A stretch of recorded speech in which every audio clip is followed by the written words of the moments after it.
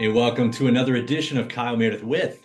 It's the interview series presented by WFPK at WFPK.org, Consequence, and the Consequence Podcast Network. Thanks for making your way here for checking out the series. You know what to do if you like what you see, what you hear. Hit that subscribe button. You get new interviews just like this one every single week. And you can also get us where you get your podcast from if you prefer the audio versions: Spotify, Apple Podcast, NPR, WFPK.org, Consequence. Or, of course, right here on YouTube for the video version. Anywhere you get your podcast from, you can subscribe to Kyle Meredith with. That's me, Kyle Meredith, today talking with Ash Avildsen and Emily Bett Rickards, an unexpected duo behind the movie Queen of the Ring, bringing it to life. Ash, of course, the Sumerian Records turned filmmaker who's built a career on pushing boundaries in music and in film. And Rickards, best known for Arrow, have gotten together for this movie, as I mentioned, Queen of the Ring. I'm going to read the whole thing here. It brings to life the extraordinary true story of Mildred Burke, a single mother who defied the odds in the 1930s to become the first $1 million female athlete by conquering the male-dominated world of professional wrestling. It's based on Jeff Lean's Pulitzer Prize winning book. It chronicles Mildred's journey from wrestling men at carnivals at a time when women's wrestling was illegal in almost all of the U.S. to revolutionizing the sport and breaking the barriers. We get to talk all about that, bringing this story to life, introducing Mildred Burke to most of us, even as a kid growing up in the 80s when wrestling was just everywhere. I had not heard of Mildred Burke. So we get to hear about, really making this story in the 1940s. It was also shot, if you watch the series enough, I talk about Louisville. I'm based in Louisville, so it was shot right here in Louisville. So we get to talk about what that led to it, and the wrestling that we have here in town with OVW, and what this story means to the bigger conversation happening out there, and the music. There's a lot of music talking here as well because it's got a great soundtrack. So all that and more as we talk Queen of the Ring in theaters. It's Kyle Meredith with Ash Avildsen and Emily Bett Rickards. Ta-da! Well, hello to both of you. Hello. Hey, Ash is driving. He's incredibly I'm driving. riding. I'm riding. I am not multitasking. Thank you. I Let's have my not do that co-pilot. interview. Well, first off, I got to do the congratulations. I watched the movie last night. What a beautiful, beautiful movie uh, that you've both done here. Of course, here I am in Louisville, where I got to see so many. I mean, you made the city look so good. So that's it. First off, the congratulations. Thank you. That means a lot. And it is like this is a big movie, like a wide scope movie. And I don't know, we get some things shot around here, but when you talk about movies like this, taking something this big, I guess, out of Hollywood and doing something like that. I want to get into a lot of the details about this movie, but how did you land here? Because that feels like the spot I should start with. Yeah, we wanted a city that was going to be very period friendly and also was very friendly to independent filmmaking. So it really came down to Savannah and Louisville. Both of them have so much beautiful period architecture and buildings and streets. And really a big determining factor for Louisville was that OVW was here locally to train.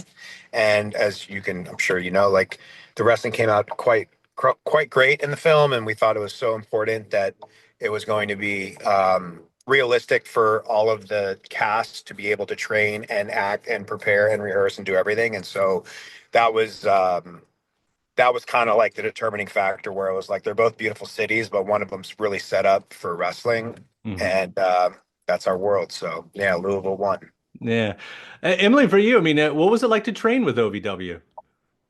I owe everything to them, to be honest. I knew nothing about wrestling coming into this. Which was good, I think. You don't have your preconceived notions over anything, and the whole team at OVW not only trained me relentlessly, but let me throw them all the time. So every person in there let me give them a bump, and I wouldn't have been able to do that without them. They're the pros. Yeah. I mean, just that whole deal of learning to wrestle. I mean, Yeah. and of course we see you learning to wrestle in the movie itself, but like Yeah, that's real. The learning that you see, that was just real. because you've done some action before. That's what I was wondering, like, how Sure. different is this?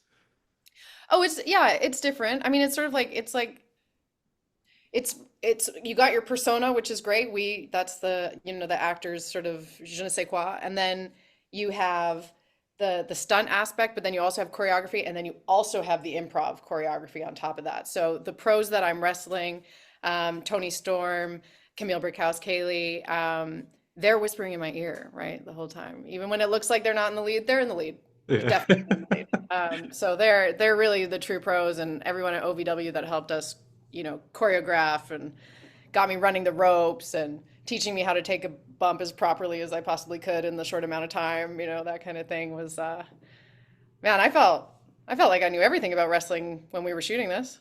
Yeah. It It, looks the it world is looks large. it looks right. It looks real. It looks like it's Good. supposed to look like. Good. So we should probably back up to the bigger picture here. Ash, why this story? And correct me if I'm wrong, but from what I picked up in some of your other interviews, you even talked about like maybe you had thought about doing something in a different period altogether and end up landing here. Yeah, I love pro wrestling ever since I was a little kid, and just the theatrical nature of it, the storytelling, the stunts, the larger than life characters. They're like real life superheroes and villains out of comic books, except they're real. So I always just loved it. And I didn't think at the time, because this was years ago, that there was any like modern pro wrestling film that had more of an inspirational ending. Like I love The Wrestler by Aronofsky, but that's of course about the decay and the decline of a talent. So I wanted to have, the rise and, an uplifting third act. And it didn't seem like it existed. So I called Jim Ross to ask him to work on it with me. It was going to be an 80s fictional kind of love letter to all the books and best stories and characters. And then he said, I'd love to work on it with you, but by the way, have you ever heard of Mildred Burke? And I said, no, who's that? And he goes, you should check out this book, Queen of the Ring. I really think it should be a movie. And Emily's laughing because we tell this story in every single Q&A. And No, it's a great story. I read the book that weekend, and I was just like, forget about the 80s fictional thing. This story is incredible. And none of my friends that are all diehard pro wrestling fans, none of us knew who she was. Mm-mm. And so I just knew that the chances of her being completely forgotten by most of society would be greatly increased if there wasn't a movie made, because it was a small published book. The book's incredible, but it wasn't a bestseller or anything. So it was just fading into the sands of time. And so that inspired me. And then just the heart of the story, the single mother of it all, which is how I was raised, the crazy unorthodox family drama in it, which we don't want to give any spoilers, but there's some things that happen in the story that I hadn't seen before. And it just, when you can find something that's true, I have an affinity for true stories that aren't well known that are really, really compelling. And Yeah. it gives us more creative liberties because we're not making a biopic on Marilyn Monroe or someone who has like a very documented life. So it's easier to get away with like creative liberties and nuanced choices in how we tell it. But yeah. It is surprising too because I was a child of the 80s. If you're a child of the 80s and even 90s, like wrestling was so ingrained in popular culture. I mean, it had its own Saturday morning cartoon for a while.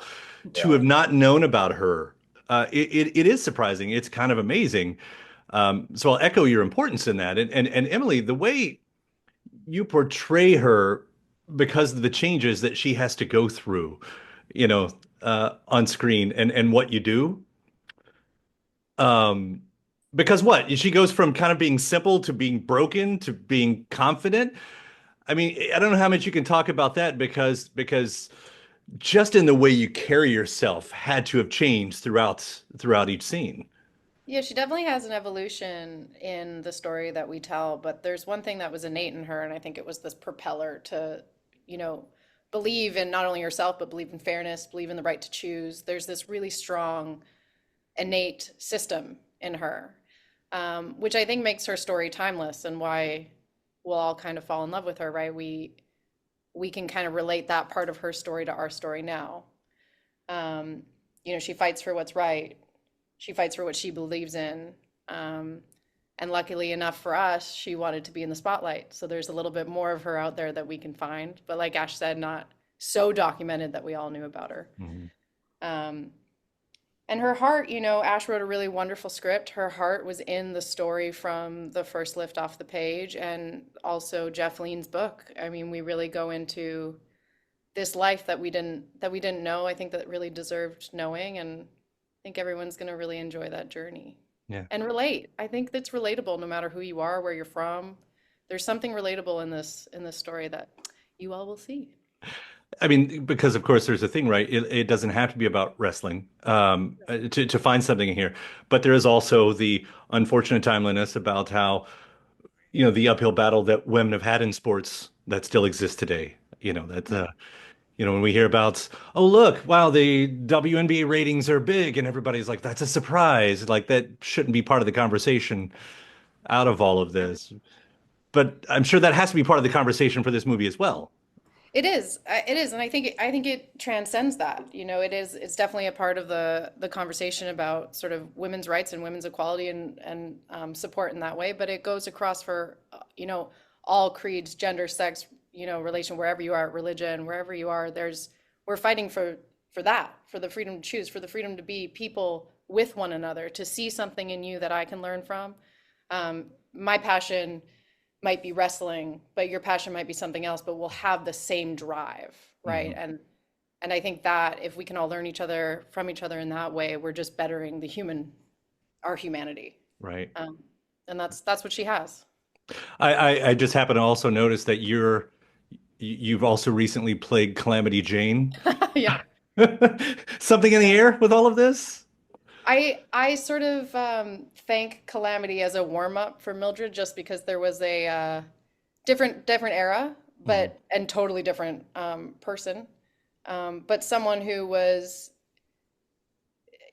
um, different for their time and ahead of their time and not welcome in their time, Mhm. and still managed to not only survive, but they both had that sort of thing about, I want to be an icon, you know.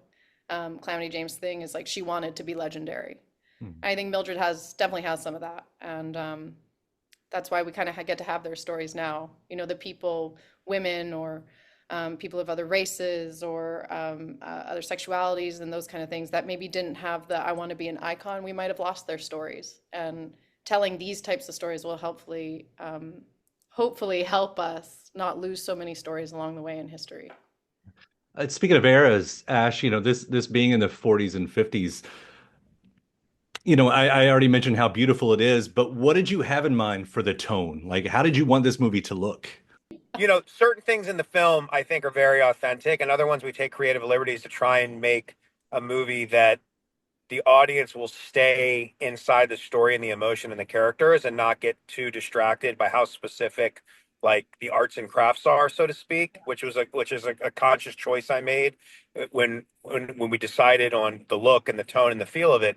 And so there's a fun story when we were doing camera tests, which is when we like, okay, how does everyone look in hair, makeup, and wardrobe? And we have a cauliflower ear on Billy. That looks great. Let's just do one ear, not two, because it's going to be too distracting of both of his ears, even though that would be more authentic.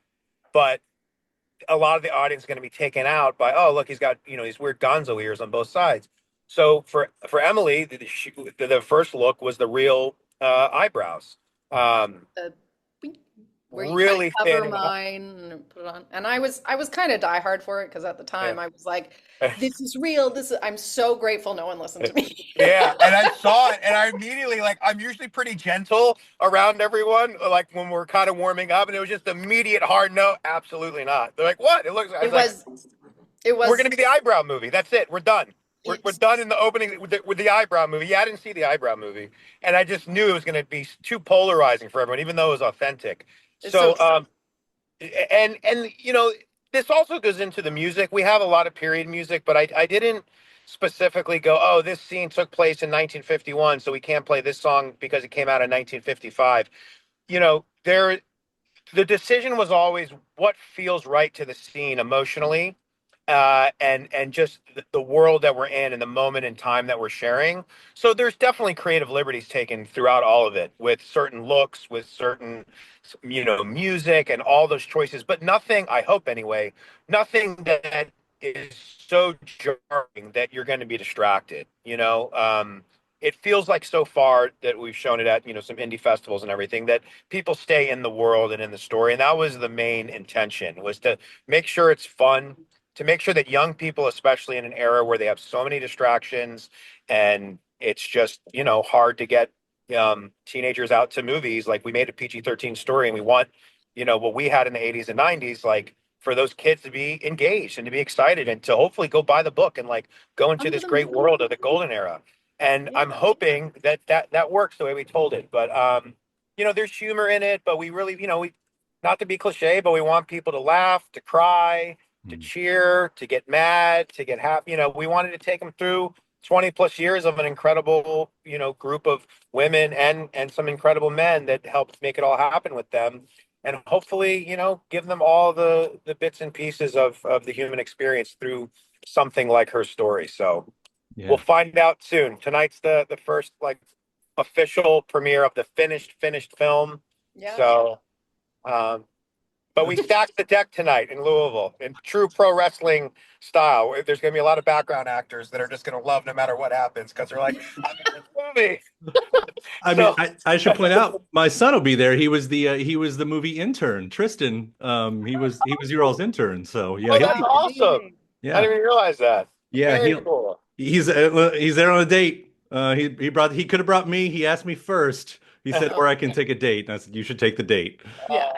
Oh, You that's must so have been a sweet. young dad, man. That's awesome. You brought up that soundtrack, and of course I was going to hit on that one because that acoustic stomp sound, the dobro coming in. Of course, you got Corey Taylor, who's on the show a lot, doing Dust in the Wind. I think I was surprised to hear Florence at the end of it as well. I mean, you do have those period songs, but that score, I found myself getting pulled into a lot every time. It Oh, was like, oh, that's cool. That's cool. And oh, as that's you were awesome. saying, it never detracted from the era. Like I never found that, and Yeah. and if you do that well, it's it just still sits in that groove, and I did appreciate that. Yeah. Music is Oh, part of Ash's life force, yeah. I calling mean, card. yeah, music helped make this film come to life in more ways than one. I'm glad you like the Florence song. I mean, I could write a whole story just about why that song. Like, Florence is my favorite modern era female artist. I'm obsessed. I'm like in the Florence cult. I go see her every time. And that song is one of my all-time favorites. It's not one of her biggest, but I do think it's one of her best. And the lyrics, when I was watching the scene, Florence kind of has this sound that transcends place and time and genre, in my opinion. Like, it could have happened in any decade. The only reason you kind of know it's newer is just sonically how it sounds. But she's just so otherworldly, like with her vocal delivery and the melismas and the nuances and just the cadences. Everything is just so unique. And when I tried this was like we we had to edit, and then I put the song to, and a lot of times you have to go and re-edit, but it just landed perfectly with, in my mind, she's kind of singing to her son, like, you told me that I had to concentrate, and not to give a spoiler, it's a very emotional moment. She like the drum hit actually landed perfectly with her arm. And I'm like, all right, thanks, thank you, universe. Like, Yeah. I'm tuned into the frequency, and Ash it wore a Florence t-shirt the whole time we were shooting, and you I were saying, did. Yeah. Yeah, and I didn't know if we were going to get the song either, because it's an indie film and she's one of the biggest artists in the world, and it's challenging a lot of times to get yeah, of course. very big songs synced in small movies. Um, and then the other thing that's really bittersweet about it all, again, this is choosing to end the story for the film where we did, but why I do recommend reading the book, and why hopefully, there could be a longer form of all these women's lives told someday. That last moment with her son in that match, the song's called Only for a Night. That really was it. After that, they split apart, and it was the rise and fall of an American empire, and they destroyed it because of Yeah. their bitter rivalry. And, you know, a, in a certain level, it all goes to shit in the U.S.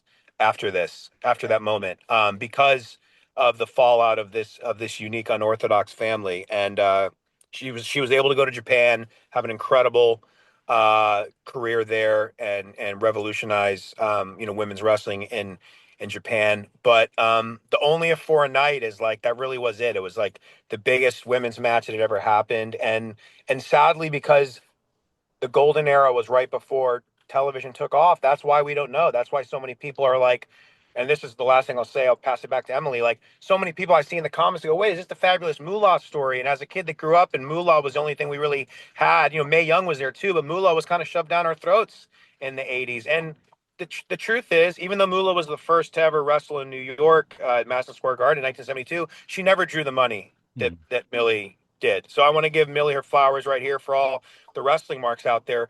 Mildred was the first to headline over men. She drew more money than the boys did until Gorgeous George showed up. Moolah never was over like that in any part of the world, especially the U.S.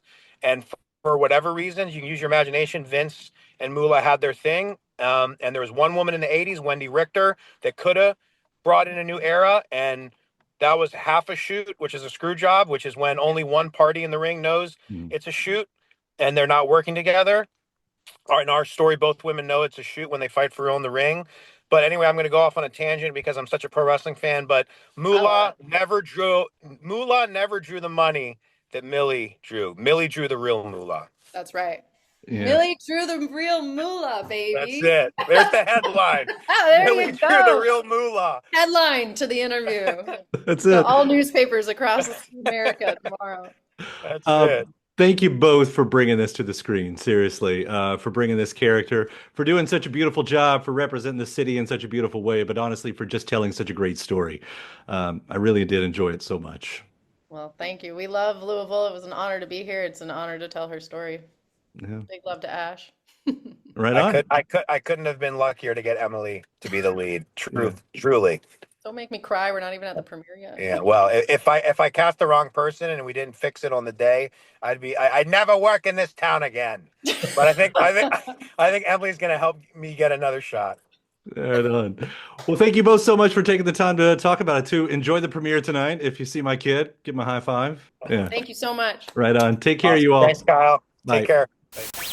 And thanks to my guest. Also, thanks to you for checking out the episode in the series. Before you get out of here, hit that subscribe button. Again, you get 3 brand new interviews every single week. New one every Monday, Wednesday, and Friday at right here on YouTube, or of course anywhere in podcast land, including iTunes, Apple Podcasts, Spotify, Podchaser, NPR, or WFPK.org as well. A great way to keep up with your favorite artists and discover new ones as well. Then after that, actually head over to WFPK.org. That's where I do a show Monday through Friday, 6 p.m. Eastern. It's an hour full of song premieres, music news, anniversary spins, bonus interviews, Monday through Friday, 6 p.m. Eastern at WFPK.org. Consequence has your music and film news. You can also find me on the social media spots, Facebook, Instagram, mostly on Twitter. All 3 of them, the address is at Kyle Meredith. Do hope you like and follow along. That does it for another edition. I'm Kyle Meredith. I'll see you next time.